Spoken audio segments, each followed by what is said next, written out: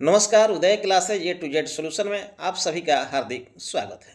लोकसभा आम निर्वाचन 2024 से संबंधित एक और वीडियो लेकर के मैं आप लोगों के समक्ष उपस्थित हूं। इस वीडियो में हम लोग प्रपत्र भरने संबंधी जानकारी प्राप्त करेंगे। इस बार के चुनाव में एक नया चीज़ जोड़ा गया है, पीठासीन अधिकारी का प्रतिवेदन। ये पहले नहीं हुआ करता था प्रतिवेदन। इस बार इस प्रतिवेदन के जो 5 पार्ट हैं, पार्ट 1, पार्ट 2, पार्ट 3, पार्ट 4 और पार्ट 5, यानी भाग 1, भाग 2, भाग 3, भाग 4 और भाग 5। इसमें भाग 1, भाग 2 और भाग 3 बहुत ही इम्पोर्टेंट है, बहुत ही महत्वपूर्ण है, जिसे भर करके ईवीएम के साथ आपको संग्रहण स्थल पर, कलेक्शन सेंटर पर आपको जमा करना है। तो इस वीडियो में हम लोग जानेंगे कि इन तीनों पार्ट को हम लोग कैसे जो है भरेंगे। इसकी पूरी जानकारी, विस्तृत जानकारी हम लोग इसमें प्राप्त करेंगे। तो आप सभी साथियों से निवेदन है कि जो लोग मेरे चैनल पर नए हैं, अभी तक यदि आपने मेरे चैनल को सब्सक्राइब नहीं किया है तो प्लीज़ आप जो है मेरे चैनल को जो है सब्सक्राइब जो है अवश्य कर लें। वीडियो को लाइक जो है और शेयर अवश्य करें ताकि ज़्यादा से ज़्यादा साथियों तक इसकी जानकारी पहुँच सके। आइए अब हम लोग वीडियो को शुरू करते हैं और वीडियो में अंत तक बने रहिएगा आप सभी, ताकि पूरी जानकारी प्राप्त हो सके। चलिए, अब आप यहाँ जो है देख रहे हैं कि यहाँ लिखना है आपको चुनाव का नाम। यह है आपको भाग 1 मॉक पोल का प्रमाण पत्र, यानी मॉक पोल सर्टिफिकेट। ये जो पार्ट 1 है पीठासीन पदाधिकारी के प्रतिवेदन का, यह है मॉक पोल सर्टिफिकेट। अब यहाँ है चुनाव का नाम, यहाँ लिखा है पूर्व से मुद्रित। अब यदि पूर्व से मुद्रित नहीं है तो आप यहाँ पर चुनाव का नाम आप लिखेंगे। तो चुनाव का नाम यहाँ पर हम लोग लिख देंगे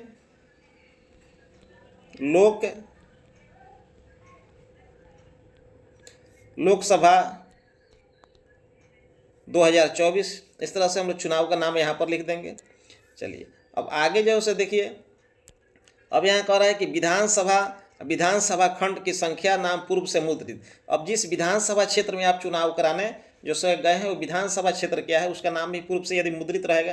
पूर्व से मुद्रित नहीं है तो आप उसका नाम यहाँ लिख सकते हैं। जैसे मान लीजिए कि उदाहरण स्वरूप मैं यहाँ एक जैसा नाम लिख रहा हूँ, जैसे यहाँ 14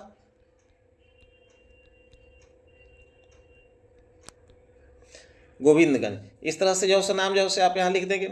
अब देखिए, संसदीय निर्वाचन क्षेत्र का नंबर और नाम पूर्व से मुद्रित। अब यदि पूर्व से मुद्रित है तो ठीक है, मुद्रित नहीं है तो उसे हम लिख देंगे। अब जैसे यहाँ देखिए, अब लिखेंगे 03 पूर्वी चंपारण। अब आपका जो संसदीय निर्वाचन क्षेत्र होगा उसका नंबर और उसका नाम जो है आप यहाँ लिखेंगे। अब यहाँ देखिए मतदान केंद्र संख्या। अब यहाँ मतदान केंद्र संख्या आप जो है लिख देंगे। अब मतदान केंद्र संख्या जो भी हो, जैसे मान लीजिए कि यदि मतदान केंद्र संख्या 206 हम यहाँ जो है लिख दिए। इस तरह से मतदान केंद्र संख्या का नाम लिख देंगे। चलिए आगे जो है बढ़ते हैं। अब आगे देखिए कि मॉक पोल संचालन एवं मॉक पोल संचालन और मॉक पोल डेटा का सत्यापन। अब इसमें आप जो है देख रहे हैं कि यहाँ पहला कॉलम है क्रम संख्या, दूसरा कॉलम है अभ्यर्थी का नाम, नोटा सहित उम्मीदवारों का नाम पहले से मुद्रित होना चाहिए। ठीक है, मॉक पोल के दौरान डाले गए वोटों की संख्या, परिणाम की जांच के बाद सीयू द्वारा दिखाई जा रही वोटों की संख्या, अभ्यर्थियों के नामों के सामने वीवीपैट प्रिंटेड पेपर स्लिप की संख्या, सीयू में दर्शाए गए परिणाम एवं मुद्रित कागजों की संख्या, पर्चियों की गिनती एक दूसरे से, मतदान अभिकर्ताओं का हस्ताक्षर, पार्टी संक्षेपाक्षर सहित। अब देखिए इसको जो है कैसे भरेंगे। अब पहला जो है कॉलम ये तो सीरियल नंबर है। अब दूसरा जो है कॉलम है, आपको कह रहा है दूसरा कॉलम में कि अभ्यर्थी का नाम,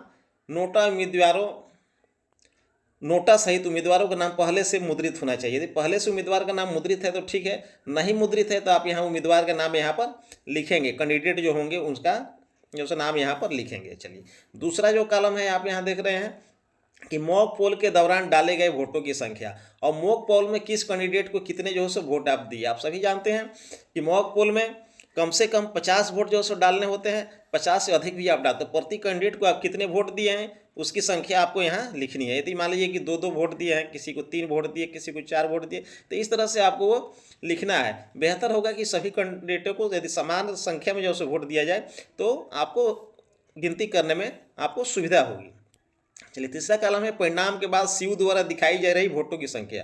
अब आपके कंट्रोल यूनिट में क्या वोट दिखाई पड़ रहा है, कितना आपने दिया और कितना दिखाई पड़ रहा है, ये जो है आपको यहाँ पर भरना है। चलिए, उसके बाद वाला जो कॉलम है इसमें आप देख रहे हैं कि अभ्यर्थियों के नामों के सामने वीवीपैट प्रिंटेड पेपर स्लिप की संख्या और वीवीपैट से जो आप पेपर स्लिप निकालेंगे उसकी संख्या, मतलब ये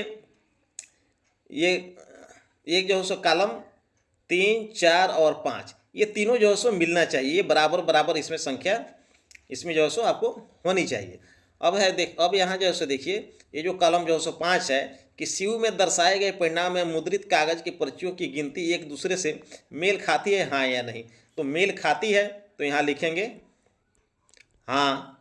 चलिए अब यहाँ है कि अभिकर्ताओं का नाम पार्टी संक्षेपाक्षर के साथ। अब जिस पार्टी का जो सो पोलिंग एजेंट है उसका जो सो पार्टी का नाम संक्षेप में लिखेंगे। जैसे मान लीजिए कि यदि पार्टी है आपको बीजेपी, तो बीजेपी और उसके कैंडिडेट का हस्ताक्षर। मान लीजिए कि पार्टी है आपको कांग्रेस, तो कांग्रेस का जो नाम शॉर्ट में से लिख देंगे, यहाँ पर उसका नाम है। जैसे मान लीजिए कि पार्टी है आपको आरजेडी, तो आरजेडी के नाम लिखेंगे उसके। इस तरह से पार्टी का संक्षेप में नाम लिखते हुए उसके मतदान अभिकर्ता का हम लोग हस्ताक्षर करवाएंगे। चलिए अब यहाँ हो गया कुल योग, सभी का टोटल जो है यहाँ पर जो हम लोग भर देंगे, सबका जो है टोटल हो जाएगा। चलिए नेक्स्ट जो है देखिए, अब आप नेक्स्ट हम लोग देखते हैं। देखिए कि मॉक पोल डेटा को साफ करने के लिए कंट्रोल यूनिट पर क्लियर बटन दबाया गया, हाँ नहीं। यदि हाँ तो उपरोक्त वाक्य को स्याही से लिखे। तो यहाँ तो लिख देंगे हम, यहाँ तो लिख देंगे हाँ, ठीक है। अब ये जो सेंटेंस है, ये जो वाक्य है आपको कि मॉक पोल डेटा को साफ करने के लिए कंट्रोल यूनिट पर क्लियर बटन दबाया गया, इस वाक्य को हम लोग ऊपर में अपनी हैंडराइटिंग में, इन ओन हैंडराइटिंग यहाँ पर हम लोग इसको लिख देंगे। चलिए अब आगे देखिए कि मॉक पोल के बाद वीवीपैट से निकाली गई सभी पेपर पर्चियाँ हाँ या नहीं। तो यहाँ भी हमारा जवाब होगा कि हाँ, सभी पर्चियों को निकाल देना है। मतदान अभिकर्ताओं को खाली वीवीपैट दिखाया गया, तो यहाँ भी हमारा जवाब होगा कि हाँ। चलिए नेक्स्ट आगे बढ़ते हैं। यहाँ देखिए ये ई में जो है आपको कि वास्तविक मतदान से पहले सुनिश्चित करें कि कोई भी मुद्रित कागज की पर्ची वीवीपैट ड्रॉप बॉक्स में नहीं है और मतदान अभिकर्ताओं को दिखाई गई है। तो यहाँ भी हमारा जवाब होगा हाँ, यानी वीवीपैट का जो ड्रॉप बॉक्स है उसमें सभी पर्चियों को निकाल देना है और निकाल करके वहाँ जो उपस्थित पोलिंग एजेंट होंगे, मतदान अभिकर्ता होंगे, उन्हें दिखा देना है कि भैया देख लो इसमें कोई पर्ची इसमें नहीं है। चलिए एफ में है कि मतदान अभिकर्ताओं को कुल वोट शून्य दिखाने के लिए नियंत्रण इकाई पर टोटल बटन दबाया गया है या नहीं। तो यहाँ भी जैसे हाँ, यानी कि मॉक पोल करने के बाद, वोट क्लियर करने के बाद, सीआरसी करने के बाद टोटल बटन दबा करके अभिकर्ता को दिखा देना है कि भाई अब देख लीजिए अब यहाँ शून्य वोट प्रदर्शित हो रहा है। चलिए नेक्स्ट जो है देखिए जी है कि मॉक पोल वीवीपैट पर्चियों पर मॉक पोल स्लिप की मुहर लगी है और काले लिफाफे में सील किया गया और फिर गुलाबी पेपर स्लिप से सील किया जाता है। तो यहाँ भी हमारा जवाब होगा हाँ, मॉक पोल की पर्चियों को निकालना है, उसके पीठ पर आपको मॉक पोल की मुहर आपको लगानी है, जो आपको मुहर जो है सो आपको मिलेगा डिस्पैच सेंटर से।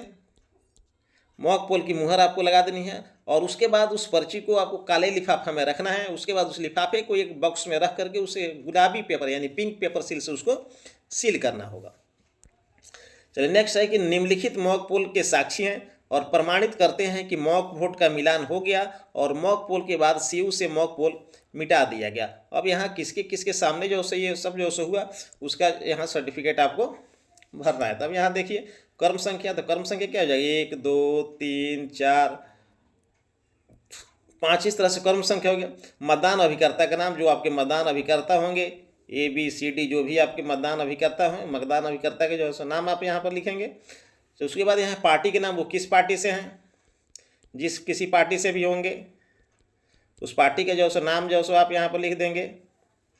अभ्यर्थी के नाम, कैंडिडेट का जो है आप नाम यहाँ पर लिख देंगे, जो भी आप कैंडिडेट हों उनके नाम लेंगे और मतदान अभिकर्ता के हस्ताक्षर। अब जो कैंडिडेट जो आपके पोलिंग एजेंट जो होंगे उनका हस्ताक्षर यहाँ पर हस्ताक्षर हो जाएगा। चलिए इस तरह से आगे बढ़ेंगे। अब जैसे देखिए यहाँ आई में है कि सीयू में प्रदर्शित समय भारतीय मानक समय से मिनट अधिक समय कम यदि कोई हो, यानी आपके सीयू में, आपके कंट्रोल यूनिट में जो टाइम जो दिखाता है, यदि उसमें कोई अंतर है तो उसको कितना मिनट का जो है सो अंतर है वो यहाँ पर लिखेंगे। यदि कोई अंतर यदि नहीं है तो सीधे यहाँ पर हम लोग लिख देंगे NA लिख देंगे या डैश करके भी इसको हम लोग छोड़ सकते हैं। चलिए माइक्रो ऑब्जर्वर के हस्ताक्षर, अब आपके बूथ पर यदि माइक्रो ऑब्जर्वर हैं तो उनका हस्ताक्षर यहाँ पर होगा। उसके बाद यहाँ पीठासीन अधिकारी का हस्ताक्षर हो जाएगा, यानी आपका प्रिजाइडिंग ऑफिसर का हस्ताक्षर हो जाएगा।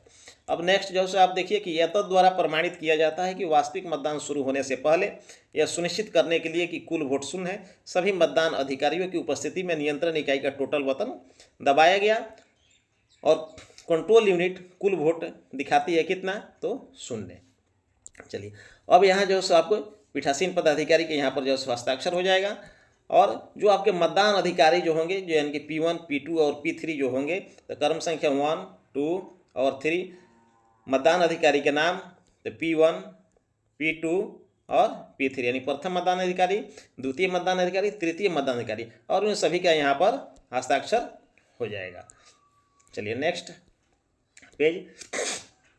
अब यहाँ देखिए पीठासीन अधिकारी के प्रतिवेदन के यहाँ भाग 2 आ गया, पार्ट 2 हो गया कि सीयू में पावर पैक प्रतिस्थापन मॉक पोल मतदान के दौरान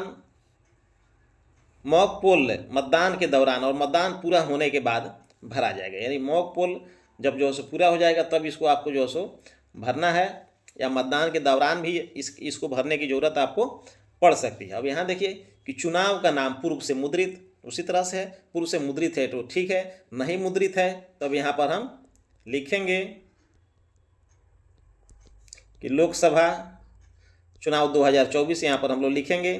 विधानसभा का नाम यहाँ पर लिखेंगे, आपका जो विधानसभा क्षेत्र है, जिस विधानसभा क्षेत्र में आपका बूथ पड़ता है, यहाँ पर आपके संसदीय निर्वाचन क्षेत्र का नाम भरा जाएगा। यहाँ मतदान केंद्र संख्या के जो है नाम भरेंगे। अब देखिए अब यहाँ पर आपका जो कंट्रोल यूनिट है, उस कंट्रोल यूनिट का नाम जो है उसका जो सीरियल नंबर जो है आप जो है भरेंगे, कंट्रोल यूनिट का सीरियल नंबर। अब चलिए अब नियंत्रण इकाई के पावर पैक को बदलने के कारण, मतलब किस कारण से उसका पावर पैक यानी कि बैटरी किस कारण से आप बदल रहे हैं, तो उस कारण की चर्चा हम लोग यहाँ पर करेंगे। चलिए पुराने एड्रेस टैग की विशिष्ट आईडी जिसे नियंत्रण इकाई के पावर पैक को बदलने के लिए पीठासीन अधिकारी द्वारा काटा गया था। जब आप पावर पैक बदलेंगे यानी बैटरी जब आप बदलेंगे तो बैटरी का जो भाग रहता है, जिस भाग में कंट्रोल यूनिट की जिस भाग में बैटरी रहता है, बैटरी यूनिट जिसमें रहता है, वो आपको शील्ड मिलेगा जिसमें एड्रेस टैग लगा हुआ रहेगा। तो जब आप बैटरी बदलेंगे तो उसके एड्रेस टैग को काटेंगे, तो उस एड्रेस टैग का सीरियल नंबर क्या था वो यहाँ पर आपको लिखना पड़ेगा। यहाँ पर लिखेंगे उस एड्रेस टैग के सीरियल नंबर को। चलिए अब देखिए कि निम्नलिखित मतदान अभिकर्ता नियंत्रण इकाई से पावर पैक प्रतिस्थापन के साक्षी है। अब उस समय आपके मतदान केंद्र पर जो अभिकर्ता जो होंगे, पोलिंग एजेंट होंगे, बैटरी बदलने के समय उन जो वहाँ उपस्थित रहेंगे उनसे हम लोग यहाँ उनका हस्ताक्षर करवाएंगे। अब हस्ताक्षर में यहाँ देखिए इसमें क्रम संख्या भरेंगे, यहाँ उसका जो नाम भरेंगे, यहाँ पार्टी के नाम भरेंगे, या कैंडिडेट के नाम भरेंगे, और यहाँ मतदाता का हस्ताक्षर होगा। एकदम आसान है, बिल्कुल आसान है, सभी चीज़ें जो है आप लोग क्लियर करते जाइए। चलिए उसके बाद यहाँ देखिए कि यदि एकाधिक प्रतिस्थापन होते हैं तो उपयुक्त जानकारी उसी प्रारूप में दोहराएंगे। यदि एक से ज़्यादा बार यदि आप बैटरियाँ बदलते हैं तो इस प्रपत्र को फिर आपको दोबारा भरना होगा। यहाँ आपका पीठासीन पदाधिकारी का हस्ताक्षर और यहाँ सेक्टर पदाधिकारी का हस्ताक्षर, यानी प्रतिस्थापन के समय जब बैटरी चेंज होगा तभी आपको पीठासीन प्रिजाइडिंग ऑफिसर और सेक्टर ऑफिसर का हस्ताक्षर यहाँ पे होगा। चलिए अब हम लोग आगे बढ़ते हैं और आगे आपका पीठासीन अधिकारी का प्रतिवेदन का भाग 3 पार्ट 3 मतदान के पश्चात क्लोज बटन दबाना। ये सबसे जो है महत्वपूर्ण है। इस बार आपको क्लोज बटन दबाना भी है मतदान समाप्ति के पश्चात, और क्लोज बटन दबाने का सर्टिफिकेट भी आपको देना है। पहले क्या होता था कि जल्दीबाजी में हम लोग जमा करने के लिए संग्रहण स्थल पर बिना क्लोज बटन दबाए ही चले जाते थे, और जिसका परिणाम होता था कि गिनती के समय, रिजल्ट के समय में जो है परेशानी होती थी। अब इसमें देखिए यहाँ भी चुनाव का नाम, तो यहाँ पर लोकसभा आम चुनाव या लोकसभा आम निर्वाचन 2024 जो है यहाँ पर लिखेंगे। यहाँ विधानसभा क्षेत्र का जो है नाम होगा, यहाँ पर संसदीय निर्वाचन क्षेत्र का जो है नाम होगा, आपका जो संसदीय निर्वाचन क्षेत्र है। चलिए अब यहाँ जैसे आप देखिए कि मतदान का तारीख पूर्व से मुद्रित है, पूर्व से मुद्रित है तो ठीक है, नहीं है तो यहाँ जो हम भरेंगे। जैसे मान लीजिए यदि आपके यहाँ चुनाव है, जैसे यहाँ जो चुनाव है आपको पूर्वी चंपारण में, तो 25/5/24 तो 25/5/24 लिखेंगे। संसदीय निर्वाचन क्षेत्र तो 03 पूर्वी चंपारण हो जाएगा। विधानसभा जैसा लिख देंगे 14 गोविंदगंज, इस तरह से जैसे लिख देंगे। चुनाव का नाम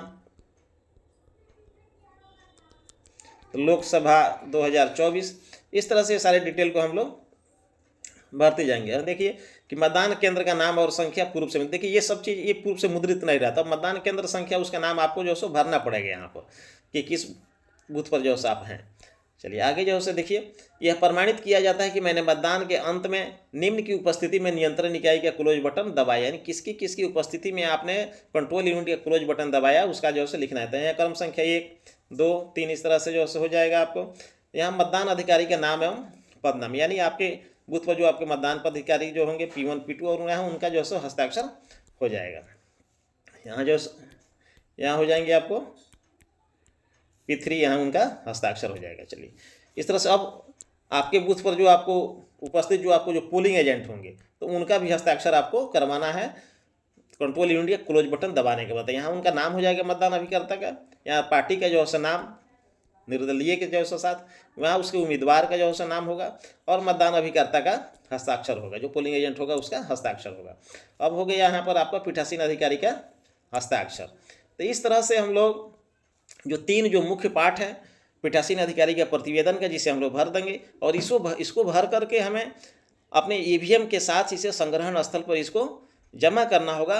और ये तीनों जो होगा ये हमारा आपको जैसे ओपन पैकेट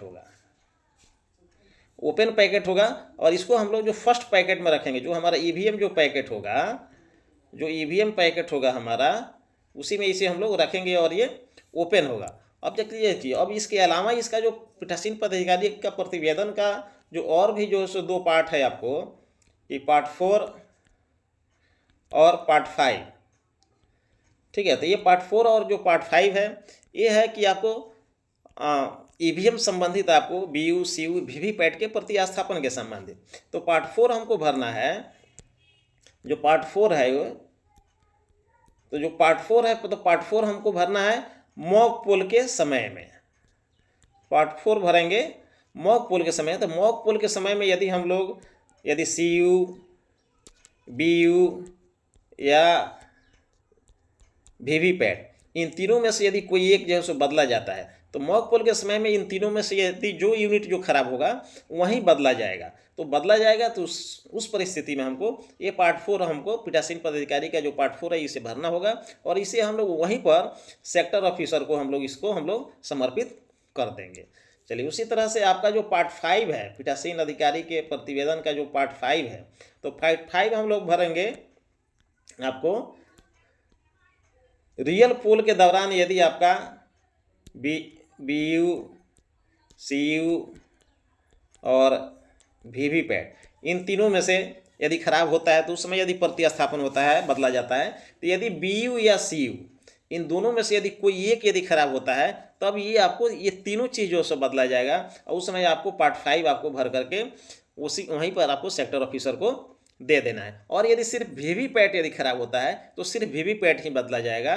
एकदम आप लोग एकदम ध्यान रखिएगा। और यदि BU और CU दोनों में से कोई एक खराब होता है तब हमारा ये तीनों सेट जो है सो बदला जाएगा और उस परिस्थिति में आपको पुनः जो है सो आपको मॉक पोल जो है सो करना होगा और प्रत्येक कैंडिडेट को एक एक वोट जो है सो दे करके आपको मॉक पोल करना होगा और उस समय में पुनः आपको मॉक पोल सर्टिफिकेट भरना होगा।